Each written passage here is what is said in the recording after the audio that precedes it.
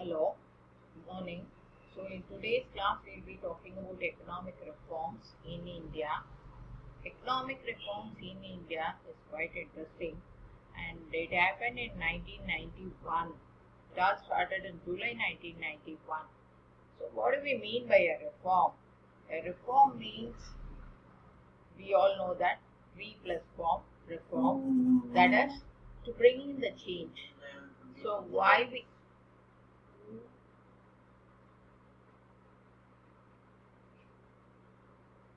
நீ நம்ம பேசலாம் கூடாது. நீ பேசுனீன்னா இங்க இதுவாகும். லூசு சனியனா இருக்கு. ரெக்கார்ட் ஆகும் இதுல.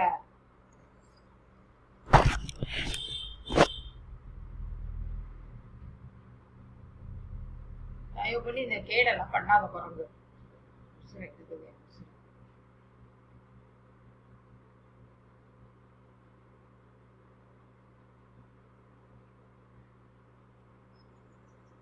Hi everybody, good morning. So in today's class, we'll be talking about economic reforms in India, which happened in 1991. So this is quite interesting. So what do we mean by a reform? Reform means to bring in change and to improve the efficiency. So economic reforms in India were being brought during the year 1991, and it all happened in July.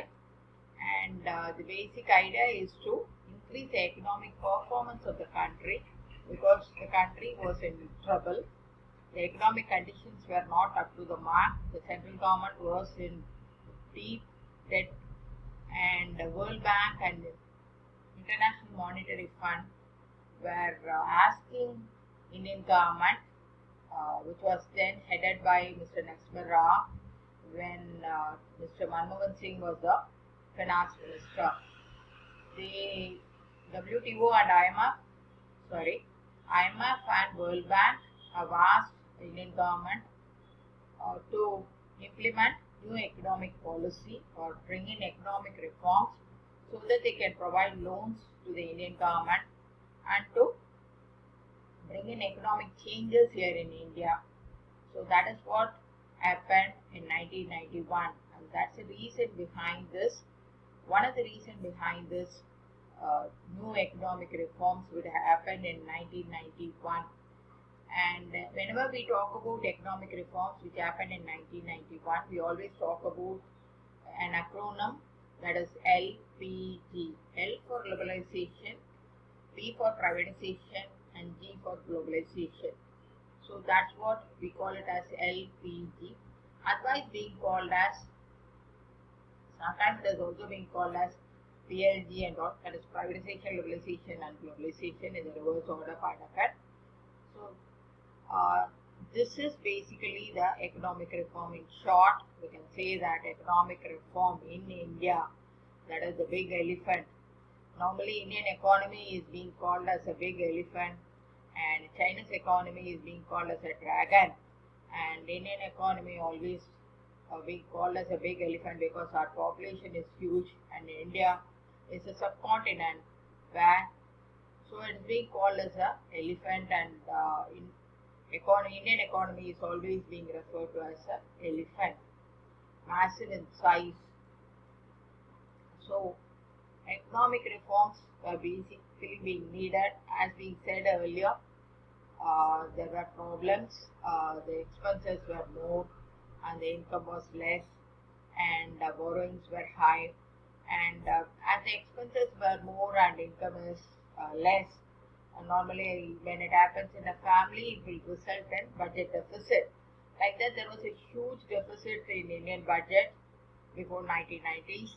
So in order to bring down the fiscal deficit, this economic reforms were being, new economic policy, NEP we call it, were being brought in order to reduce the fiscal deficits and also to reduce the imports and increase the exports, and to bring in changes so that the market is more flexible and the economy is good. So that's the basic idea behind this new economic policy LPG. And a new economic policy, actually, as being said, NEP we call it, which was started in 1991 when the country was being headed by Mr. P.V. Narasimha Rao, and the then finance minister was Mr. Manmohan Singh, and commerce minister was Mr. P. Chidambaram. And the reasons for implementing this NEP is basically there was a poor performance of the public sector undertakings, and private sector cannot be there in almost all the fields. It is being restricted. Whenever a private organization wants to start an industry or business, it needs to get license from the government. We call it as license Raj, and that was quite difficult to get a license. Only people who are very powerful can get it. So that was the problem in terms of private sector. Country was highly being dominated by public sector undertakings. But the problem with public sector undertaking is they were performing very poorly and the efficiency was very less. So there were issues. And all because of this, foreign exchange reserves, which the government was maintaining abroad, was also came down. And as being said earlier, the expenditure was much more higher than that of the income, and international investors cannot enter into this country and they cannot make investments, and the tax rates were quite very high, where people who need to pay tax were trying to hold it out, or they were not paying the taxes as the tax rates were very high. So these were the issues or the problems, and because of this, the new economic policy was being brought in. So there are, as we said earlier, liberalization, privatization and globalization. LPG is the new economic policy or the economic reforms, and we'll be seeing one by one. So what is liberalization? As we all know, liberalization means making it liberal. Earlier it was strict, so making it liberal, a little bit free. So which means that earlier government was controlling everything, and now they are made a little bit free. So that is what we mean by liberalization. As I said it earlier, before 1991, if a private sector organization wants to start an industry, then they have to get the license. Getting license is not an easy thing. It is a Himalayan task, and so only people who are very, very powerful and who were having good connection with the top level politicians, ruling party politicians, can only get an industrial license.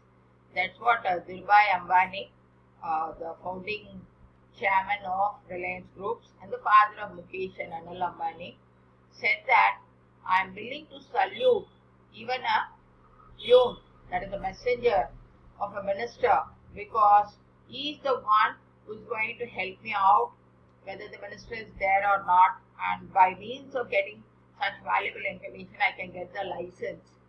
So that was the period. The period was so very bad, and getting license was not easy, and so this was the problem.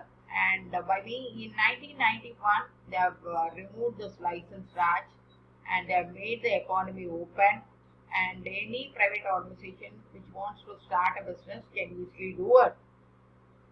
So industrial licensing policy has changed from license Raj to a free thing, and people who want to start business can easily start business. And of course, almost all the IT industry started in 1991 because of this particular system part of it, and we have seen a lot of middle income group entrepreneurs entering into business during this particular period, that is after 1991. Take for example Infosys, Mr. Narayana Murthy started the business only. That is, the business got, although they started it in 1980s, early 1980s, the business got expanded and it was being registered as a company only after 1991. It has seen its tremendous growth only after this particular period. So, middle income group people have become entrepreneurs because of this particular liberalization policy which was being followed by the then government. restrictions on price was being removed, and import licensing was being given, and restrictions on investments were also being removed. So these were the basic things we call it. And there were four basic reforms in liberalization. One is industrial reforms, next one is financial reforms, third one is fiscal reforms, fiscal means tax, and fourth one is external reforms. So we will be seeing them one by one right now. So what are industrial reforms? As I said it earlier, industrial reforms means abolition of licensing policy except for certain products which are harmful to the society, like that of cigarettes and other things which are harmful to the society. Other than that, all the other products, there was abolition of license. People can start industries easily, private sector. And next one is contradiction of public sector. That is the number of items earlier. The number of items which are reserved for public sector were very high. Then they have reduced it so that the private sector can start the business in such areas also. And government has given freedom to import capital, because capital was one of the very important problem here in India. And de-reservation of production units, all these things happened, and producers were being given much more freedom what to produce and how much to produce and all. So this is what we call it as liberalization. And in second part of liberalization, that is the financial reforms part of it, RBI was controlling everything earlier. That is the Reserve Bank of India, the controlling bank, was controlling every activity. So instead of being like that, RBI has turned into a helper, that is a person, one who felicitates or helps industries. And because of this change, even in the banking sector, a lot of new things happened, and a lot of new private banks came into India. So banks like Axis Bank, HDFC, a lot of private banks entered into India after this dramatic change which happened during this liberalization part of it. And even the foreign institutional investors were being allowed to invest. We call them as FII, foreign institutional investors, were being allowed to invest money in the Indian market, that is Indian companies. So that is what we call it as FII. And third one in part of liberalization is the fiscal reforms. Fiscal in the sense that of the revenue and the expenditure part of government. So as we have seen it earlier, before 1991, the expenditure was much more higher and the income was much less, and because of this the government was in deep trouble, because before that the population was very huge and the country's government was concentrating more on taking care of the people in terms of health, education, and to provide them the basic amenities like the food, shelter, etc. So the government expenditure was much more higher.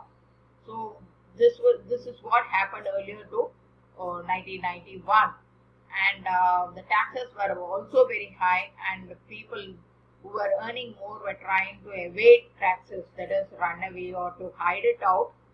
And so after this liberalization, the tax rates have come down, and the procedure for paying tax was also being made easy. And because of this, the government was able to bring down its non-planned expenditure. So that is one of the major things that happened. The final reform is the external reform in terms of foreign exchange reserves and foreign trade policy, which has brought in changes in terms of quantitative restrictions, and tariff restrictions and export duties were withdrawn. So all these things happened. So we will be talking about the advantages of liberalization and what happened in terms of privatization and globalization in our next class. And as of now, I will just make a quick review what we have done today. So economic reforms in India happened in 1991, and three important words, liberalization, privatization, and globalization, is a part of new economic policy which was being brought in. Thank you.